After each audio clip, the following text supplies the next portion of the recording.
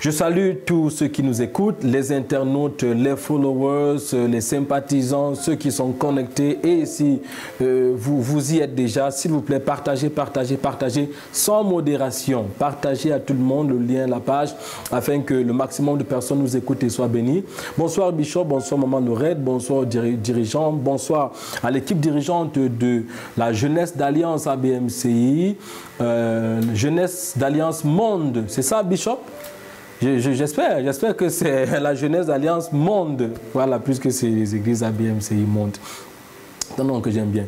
Donc, merci encore pour le privilège. Hier, déjà, nous étions là pour cette session à cette même heure. Je vous parle depuis Yaoundé, au Cameroun. Je suis Tiji Sonfo, pasteur de l'Arène des Champions. Je suis coach motivateur, écrivain et entrepreneur. Et c'est un réel plaisir de vous savoir très nombreux à nous écouter encore ce soir dans le cadre de cet échange qui, par la grâce de Dieu, se veut stratégique. Hier, juste à titre de rappel, nous avons nous avons engagé la thématique que je traite, qui est intitulée les deux étapes pour influencer, pour relever efficacement les défis de sa génération. 2 étapes pour relever efficacement les défis de sa génération. Et très rapidement, j'ai présenté la première étape que j'ai appelée la révolution. La révolution que j'ai définie comme étant un sursaut, un réveil qui est provoqué par un ensemble de facteurs qui nous poussent à sortir de notre zone de confort afin d'impulser un changement dans notre environnement immédiat d'abord. Et nous avons parlé dans cette étape qui est la révolution, et je me souviens d'avoir précisé qu'il ne s'agissait pas d'une révolution externe, c'est-à-dire que sortir, faire du bruit ou alors décider de faire ci ou ça à l'extérieur. Non, il s'agit d'abord d'une révolution interne, c'est-à-dire d'un élan qui est stimulé, qui est propulsé par un ensemble de facteurs que nous avons présentés. Je me souviens avoir présenté 3 facteurs que je rappelle très rapidement. Ceci est à titre récapitulatif pour remettre ceux qui n'ont pas suivi la session d'hier dans le bain. Et ceux qui ont suivi déjà, c'est un rappel pour eux. Mais si vous n'avez pas suivi la session d'hier, s'il vous plaît, de grâce, faites tout ce que vous pouvez pour retrouver. C'est certainement disponible sur la page de l'Église Alliance Biblique. Et vous allez trouver l'enseignement et vous pourrez le suivre. Mais très rapidement, nous avons parlé de 3 facteurs qui constituent cette phase ou cette étape appelée la révolution. Premièrement, nous avons parlé des défis de notre génération présente. Donc, les défis de notre génération présente doivent nous stimuler, nous propulser, nous révolutionner.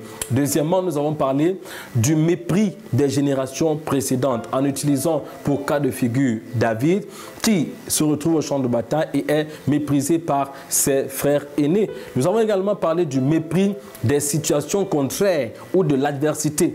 Donc, en prenant le cas toujours de David et Goliath, qui, selon 1 Samuel chapitre 17, verset 28, la Bible dit, lorsque Goliath vit David, il le méprisa. Donc, les situations contraires qui nous méprisent doivent nous stimuler à l'action.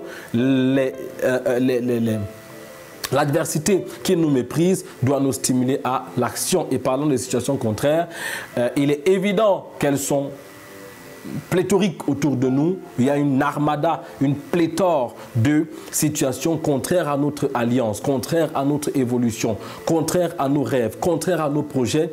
Et au lieu de jeter l'éponge, nous devons plutôt nous jeter à l'action. Et je voudrais, avant d'entrer dans le vif du sujet d'aujourd'hui, rappeler, c'est dans cette partie révolution, j'ai mentionné un processus de 5 éléments qui représentent la marche vers un changement radical en utilisant l'exemple de Néhémie. Néhémie chapitre 1 du verset 1 verset 4, ensuite chapitre 2 du verset 17 au verset 18 que nous avons vu. Et nous avons dit qu'il y avait d'abord une observation que j'ai appelée l'observation critique. Ensuite, après l'observation critique, on passe à ce que j'ai appelé la désolation profonde. Après la désolation profonde, il y a ce que j'ai appelé la révolution radicale. Après la révolution radicale, on passe donc, la révolution radicale propulse elle-même une résolution ferme. Et la résolution ferme est l'élément précurseur de l'action stratégique. Alors, si vous n'avez pas écouté l'enseignement d'hier, s'il vous plaît, faites tout ce qui est dans la mesure du possible pour l'écouter. Il est plein de sagesse et de stimulation et il pourra vous aider à passer à la prochaine étape. Ce soir, une fois de plus, merci pour la plateforme, merci pour l'opportunité. Nous allons prier avant de continuer. Seigneur, c'est à toi et à toi seul qu'appartiennent l'honneur, la gloire, la sagesse, la connaissance, la louange, la puissance et la richesse. Tu t'es glorifié hier et nous prions qu'aujourd'hui, tu te glorifies encore dans les vies de toutes les personnes qui nous écoutent, où qu'elles soient et qui qu'elles soient. Au nom de Jésus, amen et amen. Donc, aujourd'hui, ce soir, nous allons regarder la deuxième étape pour pouvoir relever efficacement les défis de sa génération. Je l'ai appelé la réponse. Yes, la réponse, n'est-ce pas? Tout simplement, la réponse ou l'action. Mais je l'appelle la réponse parce que c'est la réponse à un appel. Il y a un appel qui est lancé dans notre génération. Il y a un appel que le monde nous lance. La Bible dit, dans le livre de Romains chapitre 8, que la création tout entière soupire et attend avec impatience la révélation des fils de Dieu. J'aime ce verset parce qu'il est profond. Il est profond. Et c'est un appel que Dieu nous a lancé. En fait, Dieu nous montre l'appel que l'univers nous lance. La création attend avec impatience la révélation des fils de Dieu. Vous savez, ce verset ne dit pas que les hommes attendent avec impatience la révélation des fils de Dieu. Non! Ce ne sont pas les hommes, les êtres humains qui attendent la révélation des fils de Dieu. C'est la création tout entière. C'est-à-dire que, parce que la Bible dit que la création était soumise à l'esclavage. Et dans cet esclavage, elle soupire après une libération pour entrer dans la liberté que Christ a apportée. Il ne s'agit pas seulement des êtres humains. Non, ce ne sont pas seulement les 8 milliards d'hommes qui sont sur la terre aujourd'hui qui attendent notre révélation. C'est la création. Pas seulement les hommes, la création tout entière. Ça veut dire, après la chute d'Adam, la création a été soumise. Pas seulement Adam, pas seulement l'homme, mais la création tout entière. Et cette même création aujourd'hui soupire après une libération. Et c'est à nous que revient la charge de la libérer. Est-ce que vous savez ce que ça veut dire? Ça veut dire que les animaux soupirent après la révélation des fils de l'homme. Ça veut dire que les arbres soupirent après la révélation, des fils de l'homme. Ça veut dire que les montagnes, les mers, les océans attendent avec impatience la révélation des fils des hommes. Ah oui, les mers sont sous l'esclavage, les océans, les montagnes, les arbres, les animaux. Oh oui, sortons un peu de cette planète. Les autres planètes, l'univers tout entier, les astéroïdes, les nébuleuses, les galaxies, les systèmes et autres. Oui, dans la Voie lactée, la Bible dit la création toute entière attend avec impatience la révélation des fils de Dieu. Ça veut dire qu'il y a quelqu'un qui m'écoute aujourd'hui, qui a Jésus, qui est un fils de Dieu et qui doit aller libérer une planète. Il y a quelqu'un qui m'écoute aujourd'hui qui doit libérer une catégorie d'arbres. Il y a quelqu'un qui m'écoute aujourd'hui qui doit libérer un aspect de la création. Ce ne sont pas seulement les hommes qui attendent notre révélation, c'est la création tout entière. Et ça peut être très douloureux au cœur de Dieu de savoir que ces personnes qui portent ce changement, cette transformation que la création attend, ne font rien pour que cela se produise. Mais Dieu merci, parce que par cette plateforme que le bishop et toute l'équipe des leaders nous accordent, en partenariat avec la Jeunesse Alliance, nous avons l'opportunité, la capacité, le privilège qui nous est donné d'apprendre, de découvrir tout ce dont nous avons besoin pour pouvoir mener à bien cette tâche. Donc, après la première étape qui est la révolution, vient la deuxième qui est la réponse. Vous savez, il s'agit de la réponse à une révolution qui monte dans nos cœurs. La Bible dit dans Proverbes chapitre 26, verset 8, qu'il n'y a rien d'aussi dangereux que le pouvoir donné à un insensé. Rien d'aussi dangereux que le pouvoir donné à un insensé. Ça veut tout simplement dire que si quelqu'un écoute un message qui infuse dans son système une énergie, cette énergie c'est un pouvoir. Et ce pouvoir qui lui est donné peut le pousser à une action non coordonnée. Et là, on fera preuve de folie. Du coup, on a le pouvoir et si on est insensé, on peut mal utiliser ce pouvoir pour détruire alors que le pouvoir était destiné à construire. Donc, nous ne pouvons pas tout simplement enseigner et dire « il faut ». C'est du pouvoir donné. Maintenant, s'il n'y a pas de sagesse pour ajouter le « il faut », alors on risque de se retrouver dans cette situation de Proverbe 26, verset 8, où le pouvoir est donné à un insensé et la Bible dit que c'est dangereux. Donc, la réponse ici, dans la réponse, il s'agit de canaliser les énergies libérées par la révolution. Donc, la première étape, c'est la révolution et la deuxième, c'est la réponse. Si je suis révolutionné à l'intérieur de moi, ce que j'ai appelé révolution interne, il faut maintenant que je sache quoi faire. Sinon, on se retrouve dans un désordre, dans une cacophonie qui n'a ni début ni fin et qui forcément manquera d'à propos. Donc il faut savoir exactement, nous sommes révolutionnés par les crises, nous sommes révolutionnés par les défis, nous sommes révolutionnés par le mépris, oui, mais il faut coordonner la suite. Et c'est donc à cela que je vais m'atteler ce soir. La réponse. La réponse et la réponse. Donc j'ai dit qu'il s'agit ici de canaliser les énergies libérées par la révolution. Parce que dans la session d'hier, nous avons défini la révolution comme étant un sursaut provoqué par un ensemble de facteurs sur lesquels je ne reviendrai plus, qui nous pousse à sortir de notre zone de confort pour impulser un changement autour de nous. La réponse est dans cette action, c'est-à-dire la phase pratique en quelque sorte. Et cette réponse est implémentée à 3 niveaux que j'ai résumés dans un système appelé ACT.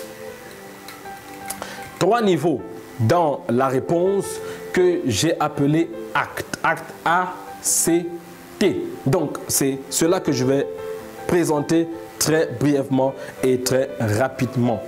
Donc, ACT vous présente les 3 niveaux d'action. Les 3 niveaux d'opérationnalisation. Qu'est-ce qu'il faut faire maintenant que nous sommes révolutionnés ou que nous nous sommes rendus compte que tout ce qui se passe autour de nous ne devrait pas nous servir de frustration, mais plutôt de stimulation. Maintenant que nous sommes stimulés, qu'est-ce qu'il faut faire? Il faut savoir canaliser ces énergies. Alors, premier point, premier niveau d'opération, activer le changement personnel. Activer le changement personnel. Alors, je vous prie d'écouter très attentivement. Parce que vous savez, je commence par une question. Pourquoi est-ce que très souvent, on voit des personnes révolutionner dans leur esprit, se jeter à l'action et s'arrêter aussitôt? C'est une question qui donne matière à réflexion. Pourquoi? On voit des gens qui sont révolutionnés après avoir écouté un message, après avoir rencontré une personnalité ou alors un individu, pas forcément une personnalité, après avoir eu une expérience, quelle qu'elle soit. Elles sont révolutionnées dans leur esprit, elles se jettent à l'action et aussitôt que l'action a commencé, elles s'arrêtent. La question c'est pourquoi? Et j'ai l'impression que c'est un phénomène récurrent. Vous le savez aussi bien que moi, c'est un phénomène récurrent. On est galvanisé, on est revigoré, on est révolutionné et on se jette à l'action. Mais aussitôt qu'on a commencé à agir, l'action s'arrête. Pourquoi? Qu'est-ce qui explique le fait que des gens s'engagent dans de grands mouvements de réforme et quelques temps après, les mouvements meurent de leur propre mort ou alors sont avortés à leur phase embryonnaire? La réponse est simple. Simple. Et si vous la comprenez, vous aurez un témoignage. Voici la réponse. Ils ont engagé des mouvements de changement sans avoir travaillé sur leur changement personnel. Pourquoi est-ce que les révolutions sont avortées? Pourquoi est-ce que les mouvements de changement sont avortés?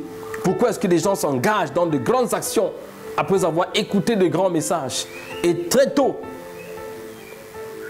ils s'arrêtent parce qu'ils ont engagé des mouvements de changement sans avoir travaillé sur leur changement personnel. On ne le dira jamais assez. Seule une personne changée peut être à l'origine d'un monde changé. Seule une personne changée peut être à l'origine d'un monde changé. Seules les personnes changées peuvent être à l'origine des sociétés changées.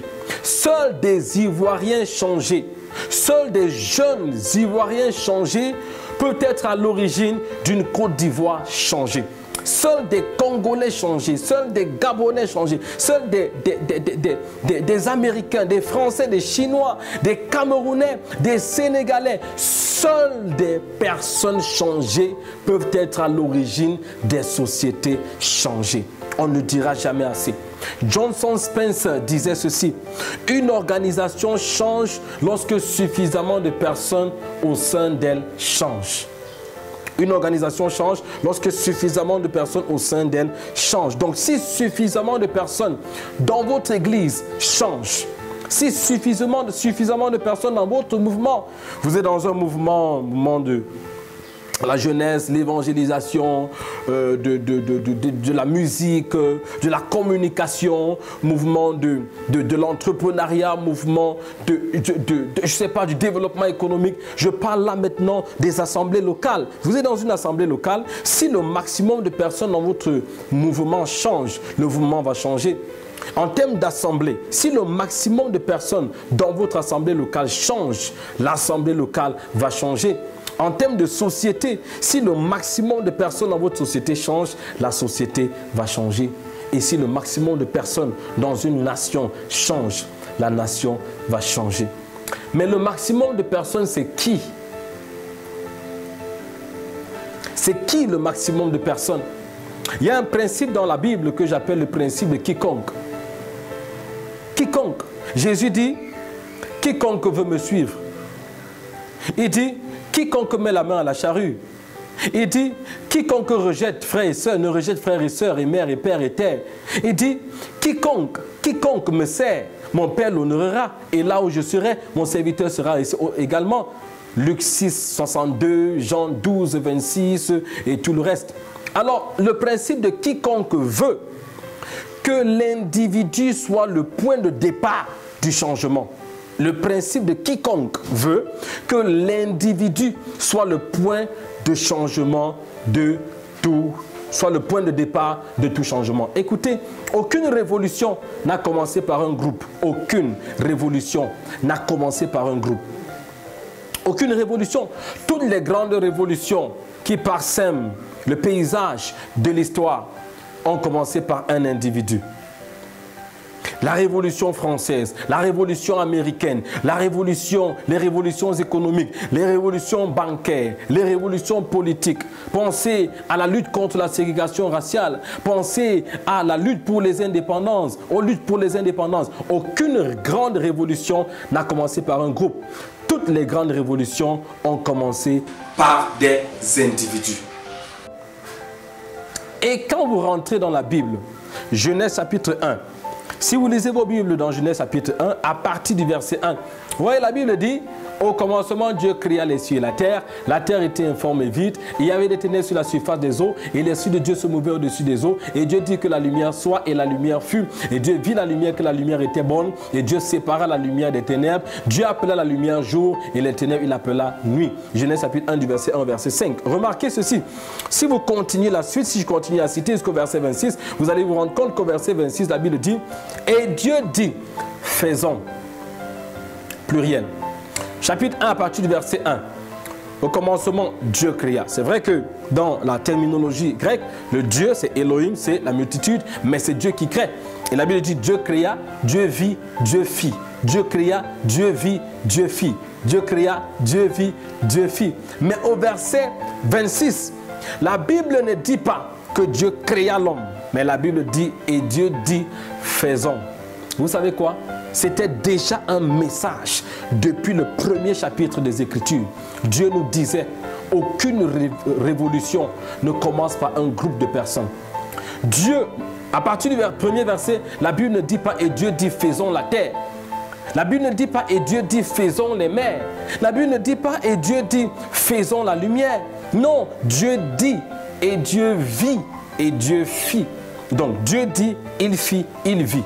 Que c'était bon. Mais au verset 26, il dit maintenant, faisons l'homme à notre image. Autrement dit, toute grande révolution commence par un individu. Si vous êtes à votre verset 1 et vous attendez de dire faisons, ça ne marchera jamais. Vous devez faire, évoluer, avancer jusqu'à votre verset 26. C'est à votre verset 26 qu'il faut dire faisons. C'est à ce moment que les gens se joindront à vous. Aucune révolution ne commence par faisons. Toutes les révolutions commencent par je fais. Et faisons vient plus tard. Alors, pour pouvoir impulser un véritable changement et relever les défis de notre génération en tant que jeunes, la réponse commence par l'activation du changement personnel. Il ne s'agit pas de changer la Côte d'Ivoire. Il s'agit de changer moi. Il s'agit de changer moi, de changer Julien, de changer Kwaku, de changer... Il s'agit de changer moi d'abord. Parce que si je ne change pas, mon environnement ne peut pas changer. Alors, si suffisamment de personnes changent en Côte d'Ivoire, changent au Cameroun, changent au Sénégal, changent au Congo, changent au Canada, changent partout dans les pays, changent au Bénin, changent à Singapour, changent à Dubaï, changent en France, si autant le maximum de personnes changent. Or, pour que le maximum de personnes changent, il faut que je commence par changer. Donc, pour relever les défis de sa génération de manière efficace, il faut commencer par travailler sur son propre changement avant de travailler sur le changement de son environnement. Et c'est pourquoi Jésus va prendre le temps qu'il a pris pour travailler sur lui-même. Parce qu'il savait qu'il était important de commencer par se changer avant de changer le monde. Deuxièmement, je vais aller très rapidement. Je vous ai dit que je suis en train de présenter le système ACT. A-C-T, ACT qui veut dire action, ou alors to act qui veut dire agir en anglais. Donc, c'est un système que j'ai créé pour pouvoir faciliter la compréhension et la rétention des 3 niveaux d'opération dans la phase de la réponse, après la phase de la révolution. Donc, juste une petite parenthèse qui me vient à l'esprit. Être révolutionné ne suffit pas. Il faut répondre à cette révolution dans notre cœur. Il faut répondre. Et comment répondre? Premièrement, activer le processus de changement personnel. C'est-à-dire travailler sur vous-même. N'allez pas dire que vous voulez occuper de grands postes. N'allez pas dire que vous voulez marcher dans la rue. N'allez pas dire que vous allez changer la Côte d'Ivoire ou changer le monde. Quand vous-même, vous n'avez pas encore activé un processus de changement de mentalité, de changement d'attitude, de changement de façon de voir le monde, de changement de vos capacités et vos compétences. Vous savez, je suis écrivain, j'ai fait plusieurs publications, commis plusieurs ouvrages. Et dans l'un de mes ouvrages intitulé « Permission de penser grand », je fais une analyse de que j'appelle analyse mentalité capacité, où je montre que 80% de nos efforts doivent être investis dans le changement de mentalité et 20% dans le renforcement des capacités. Malheureusement, c'est le contraire. Donc, à celui qui m'écoute maintenant, à ceux qui m'écoutent, aux jeunes qui m'écoutent, au gouvernement qui m'écoute, pour relever les défis, il faut mettre l'emphase sur le changement de mentalité plutôt au lieu de mettre plus d'emphase sur le renforcement des capacités. Et j'explique très rapidement. Vous savez, on peut renforcer les capacités d'un individu en un jour. Aujourd'hui, nous utilisons des smartphones pour, je vous parle maintenant à travers de beaucoup de gadgets. Et tous ces gadgets, on peut vous enseigner comment les utiliser en un jour. On peut renforcer les capacités d'un architecte, d'un avocat, d'un sportif, d'un pasteur. On peut renforcer les capacités de n'importe qui en un jour, en 2 jours, en 1 an. Mais vous savez, il faut parfois toute une génération pour changer les mentalités. Parce que les capacités sont individuelles, les mentalités sont collectives. Et c'est pourquoi on va vous dire, tel peuple agit de telle façon, parce que les mentalités sont collectives. Alors si les capacités sont individuelles et que les mentalités sont collectives, et qu'il est plus difficile de traiter avec le collectif que l'individuel, il serait donc important de suivre par le principe de Pareto, mettre 80% des efforts dans le changement des mentalités et 20% dans le renforcement des capacités. Malheureusement, aujourd'hui c'est l'inverse. On met 80% dans le renforcement des capacités, capacité,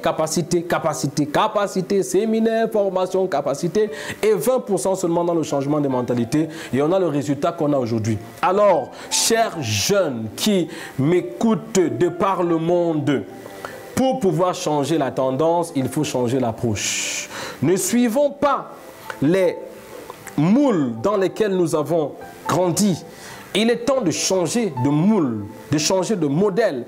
Alors, il faut qu'à notre niveau, nous investissions 80% de nos efforts dans le changement de nos mentalités et 20% dans nos capacités suffira pour pouvoir nous créer l'équilibre et nous permettre de prendre un élan pour une révolution sans précédent dans l'histoire. Donc, activez le changement personnel en commençant par le changement de vos mentalités. En changeant nos mentalités, nous pourrons impulser le changement dans notre environnement. Deuxièmement, commencez par relever les défis apparemment insignifiants autour de vous. Nous sommes dans la phase pratique. Commencez par relever les défis apparemment insignifiants autour de vous. Retenons ceci. Celui qui ne peut pas impacter son environnement immédiat deviendra une victime de son environnement lointain. Ah oui, ah oui, ah oui, ah oui. J'ai envie de le répéter et répéter autant de fois que possible jusqu'à ce que cela soit ancré dans les esprits de ceux qui m'écoutent. Waouh! Celui qui ne peut pas impacter son environnement immédiat deviendra une victime de son environnement lointain. Pourquoi est-ce qu'aujourd'hui, vous voyez dans nos sociétés, dans cette partie, ou alors, puisque tout le monde écoute, je ne vais pas dire dans cette partie du monde, mais je vais dire dans notre partie du monde, pourquoi est-ce que très souvent, nous semblons être victimes des environnements lointains? Tout simplement parce que nous ne prenons pas la peine d'impacter notre environnement immédiat. Pourquoi? Comment est-ce que ça s'explique? Lorsque vous avez impacté votre environnement immédiat, le courage nécessaire, l'adrénaline nécessaire pour vous faire comprendre qu'il est possible d'aller plus loin est stimulé. Et à ce moment, il devient difficile qu'un environnement lointain vous impacte ou alors que il devient difficile pour vous d'être une victime d'un environnement lointain. Pourquoi? Parce que maintenant vous vous êtes rendu compte que c'est possible d'impulser un changement autour de vous et de pouvoir vous propulser dans une dimension supérieure. Vous voyez? Donc, lorsque vous impactez votre environnement immédiat, il devient difficile qu'un environnement lointain vous influence. Mais si vous ne parvenez pas à impacter votre environnement immédiat, vous serez automatiquement une victime de votre environnement lointain. Donc, n'attendez pas de devenir comme le bishop Amazou Alexandre pour pouvoir commencer à relever les défis. N'attendez pas de devenir comme le révérend Awafo ou le pasteur Sanogo ou alors le pasteur Ivan Castano ou alors le bishop Tudor Bismarck ou encore comme le docteur Mensa Otapil ou le bishop David Oyedepo. N'attendez pas de devenir un grand homme pour pouvoir commencer à relever les défis. N'attendez pas d'avoir tout l'argent de Dangote. N'attendez pas d'avoir tout l'argent de Tony Elumelou. N'attendez pas d'avoir tout l'argent de Bill Gates pour impacter votre environnement. Non, non. Relevez les défis là où vous êtes avec ce que vous avez et la prochaine étape se dessinera d'elle-même. Je n'irai pas chercher midi à 14 h. Hier, nous avons pris des exemples concrets et qui étaient basés sur l'histoire de David et sur celle de Néhémie. Je reste dans le cadre de ces histoires. David n'a pas attendu d'aller remarquer que lorsque David vient tuer Goliath, il n'était pas à sa première expérience. Non. Alors, chers jeunes, la deuxième étape donc dans la réponse, c'est commencer par relever les défis apparemment insignifiants autour de vous. Vous vous dites, si je le fais, c'est insignifiant. Non, ce n'est pas insignifiant. Vous savez, ce qui est apparemment insignifiant restera insignifiant jusqu'à ce que quelqu'un se rende compte que c'était important. Lorsque David tuait le lion et l'ours dans la brousse, ça avait l'air insignifiant. Il était seul, personne ne le voyait. Mais il avait compris ceci, que pour pouvoir impacter mon environnement lointain, il faut que j'apprenne à impacter mon environnement immédiat. Lorsque David était en brousse, personne ne le voyait. Il était perdu dans l'anonymat de la majorité. Mais dans cet anonymat, il livrait des combats contre l'ours, contre le lion, pour sauver une brebis. Une brebis qui n'a pas de conscience, une brebis qui n'a pas d'identité. Ça avait l'air insignifiant, mais David le faisait quand même. Alors, chers jeunes, n'attendons pas de devenir roi David pour influencer Israël. Commençons à influencer Israël étant en brousse. Et de la lutte avec le lion et l'ours, Dieu nous projettera à la confrontation avec Goliath. Et de la confrontation avec Goliath, Dieu nous propulsera sur le trône. Je dis souvent qu'une pierre bien lancée vous amènera sur le trône. Je le dis en anglais de cette façon. A stone well thrown will take you to the throne. A stone well thrown will take you to the throne. Une pierre, une seule pierre bien lancée vous amènera sur le trône. Mais avant de lancer cette pierre en public, il vous faudra lancer beaucoup de pierres en secret. Alors, commencez par relever les défis apparemment insignifiants autour de vous. Si vous ne pouvez pas vous attaquer au coronavirus, ne restez pas assis dans votre maison. Attaquez-vous au corona intellectuel. Parce qu'il y a des gens qui en souffrent. Il y a des enfants autour de vous qui ont juste besoin d'un soutien intellectuel d'un aîné pour devenir les génies qu'ils sont nés pour être. C'est Albert Einstein qui disait la tragédie de la vie, c'est ce qui meurt dans les cœurs et les esprits des hommes quand ils sont encore vivants. Il y a beaucoup de génies en devenir autour de vous qui, parce qu'ils manquent le soutien d'un aîné, ne parviennent pas à laisser éclore leur génie. Alors, trouvez le moyen de relever ce défi en leur apportant votre contribution intellectuelle. Vous aurez influencé des génies qui vont à leur tour influencer la société. Commencez à relever les défis apparemment insignifiants autour de vous. On va voir Jésus très tôt à 12 ans qui se retrouve au milieu des docteurs et qui déjà est en train de manifester quelque chose. C'est une façon de relever les défis autour de vous. Si vous n'avez pas toute l'onction que vous croyez qu'il faut avoir pour relever les défis, relevez les défis avec le peu d'onction que vous avez. Et vous savez, la grâce vient par la connaissance, mais elle se multiplie par l'usage. Utilisez la grâce que vous avez et vous allez la voir se multiplier. Si vous ne comprenez rien à l'économie de votre pays, les questions des relations commerciales, relations bilatérales, multilatérales, le commerce international, les accords de partenariat économique APE, les relations entre l'Union européenne et les ACP, Afrique, Caraïbes, Pacifique. Si tout ceci c'est du charabia pour vous, il n'y a pas de souci. Tout cela pourrait être du blabla. Mais qu'en est-il de la création d'une petite association qui éduque les jeunes et leur permet d'entreprendre pour devenir financièrement indépendants? Pour cela, vous n'avez pas besoin de comprendre les accords de partenariat économique, vous n'avez pas besoin de comprendre les contrats bilatéraux, vous n'avez pas besoin de comprendre le commerce multilatéral, vous n'avez pas besoin de comprendre les relations internationales. Non. Commencez là où vous êtes, avec ce que vous avez. Qu'en est-il de mener une vie chrétienne responsable afin de contribuer à relever le défi du christianisme superficiel qui progressivement est en train de miner l'Église aujourd'hui? Relevez ce défi là où vous vous trouvez et vous vous rendrez compte que vous avez été capable d'impacter votre environnement immédiat juste par votre vie, en relevant le défi de faire face à ce christianisme superficiel, cette chrétienté superficielle. Vous pouvez impulser un changement à votre... Alors n'attendez pas de devenir grand pour accomplir de grandes choses. Accomplissez de petites choses et vous deviendrez grand.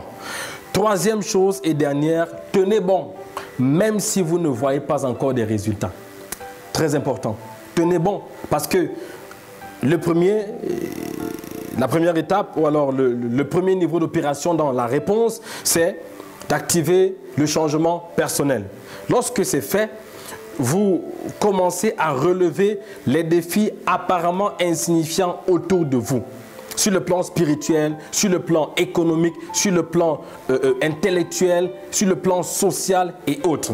Et quand vous le faites, il est possible que vous ne voyez pas des changements immédiatement. Alors, la troisième clé, le troisième niveau, c'est de tenir bon, même si vous ne voyez pas encore les résultats. Les choses ne changeront pas automatiquement parce que vous avez posé un acte audacieux ou héroïque. Non, le changement est un processus.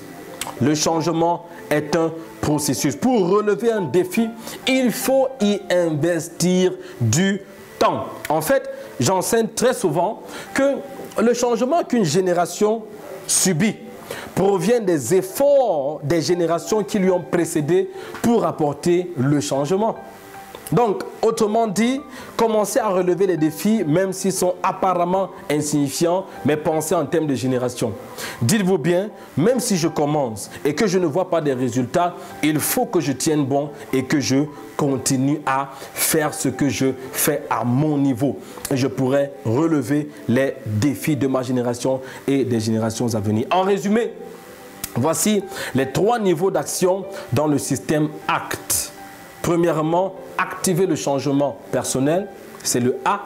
Deuxièmement, commencez par relever les défis apparemment insignifiants autour de vous, c'est le C.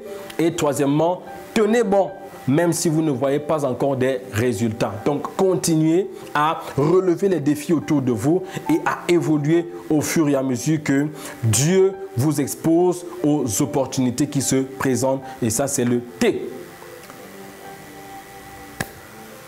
En conclusion, retenez ceci, la responsabilité d'apporter le changement repose sur celui qui a vu la nécessité d'apporter le changement. Si vous m'écoutez aujourd'hui, c'est parce que vous avez vu la nécessité d'apporter le changement. Alors, préparez-vous à relever le défi. J'ai vu la nécessité d'apporter le changement dans la littérature chrétienne dans mon pays. Et aujourd'hui, je suis à ma 18e publication et parmi les orateurs ou alors les auteurs prolifiques. J'ai vu la nécessité de révolutionner l'industrie du développement personnel et du coaching en Afrique. Et aujourd'hui, je suis l'un des coachs les plus suivis de mon pays. Si vous avez vu la nécessité d'apporter le changement, levez-vous pour relever ces défis qui semblent vous intimider. Trouvez votre couloir, trouvez votre domaine, courez, volez, marchez, rampez, mais faites tout ce que vous pouvez pour passer à l'action. La Bible déclare, comme je l'ai dit à l'entame, que la création tout entière attend avec impatience la révélation des fils de Dieu. ABMCI, le monde vous attend. Jeunesse d'Alliance, le monde vous attend. Ils ont eu pendant longtemps la définition de l'évangile. Maintenant, ils veulent voir la démonstration de l'évangile. Puisse Dieu vous accorder la grâce, le pouvoir, le courage, l'audace nécessaire pour vous engager et apporter le changement qu'il a déposé en vous pour votre génération. Nous allons prier. Seigneur, merci parce que ce que tu décides de faire, tu le fais. Et tu le fais de la manière la plus excellente. Tu nous as rassemblés sur cette plateforme, dans cette conférence Face Live, pour pouvoir impacter, pour pouvoir transformer, pour pouvoir contribuer, Seigneur, au changement de nos différentes sociétés.